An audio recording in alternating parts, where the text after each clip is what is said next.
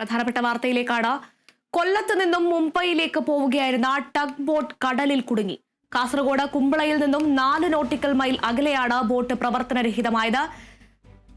കടലിൽ കുടുങ്ങിയവരെ രക്ഷപ്പെടുത്താനുള്ള ശ്രമം തുടരുകയാണ്. വിവരങ്ങളുമായി ജോസഫ് അഗസ്റ്റിൻ ചേരുന്നു. ജോസഫ്, ഇത് എപ്പോഴാണ് സംഭവം? എത്ര പേരാണ് കുടുങ്ങിക്കിടക്കുന്നത്? വിശദാംശങ്ങൾ.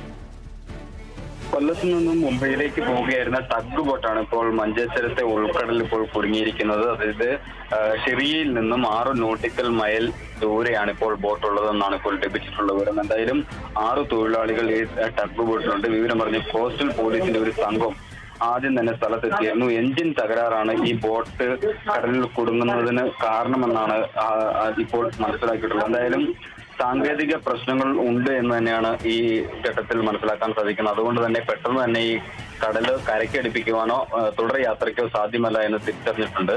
എന്തായാലും ഇതിലെ 2 പേരെ ആദ്യഘട്ടത്തിൽ കരയ്ക്കെത്തിച്ചതിന് ശേഷം ഇവരുമായി വീണ്ടും കടലിലേക്ക് പോയി യന്ത്ര തകരാറ് പരിഹരിച്ച് പോകാൻ സാധിക്കുമെന്ന് തന്നെയാണ് ഇപ്പോൾ കോസ്റ്റൽ പോലീസ് പ്രതീക്ഷിക്കുന്നത്. മാത്രവുമല്ല, ഇത്തരത്തിൽ ഇവർ സുരക്ഷിതരാണ് എന്നും കോസ്റ്റൽ പോലീസ് പറയുന്നുണ്ട്. എന്തായാലും മറ്റ് വലിയ ടഗ് ബോട്ട് ആയതിനാൽ തന്നെ ഈ പ്രദേശങ്ങളിലൊന്നും കരയ്ക്കടിപ്പിക്കാൻ സാധിക്കില്ല എന്നാണ് അറിയാൻ സാധിക്കുന്നത്.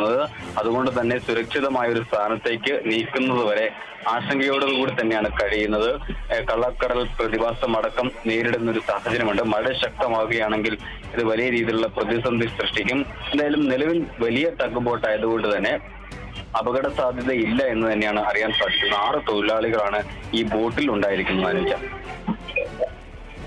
കൊല്ലത്ത് നിന്നും മുംബൈയിലേക്ക് പോവുകയായിരുന്ന ടഗ് ബോട്ട് കടലിൽ കുടുങ്ങിക്കിടക്കുകയാണ്. കാസർഗോഡ് കുമ്പളയിൽ നിന്നും 4 നോട്ടിക്കൽ മൈൽ അകലെയാണ് ബോട്ട് പ്രവർത്തനരഹിതമായത്. കടലിൽ കുടുങ്ങിയ 6 പേരെ രക്ഷപ്പെടുത്താനുള്ള ശ്രമം തുടർന്നുകൊണ്ടിരിക്കുകയാണ്. ജോസഫ് അഗസ്റ്റിനാണ് വിവരങ്ങൾ നൽകിയത്.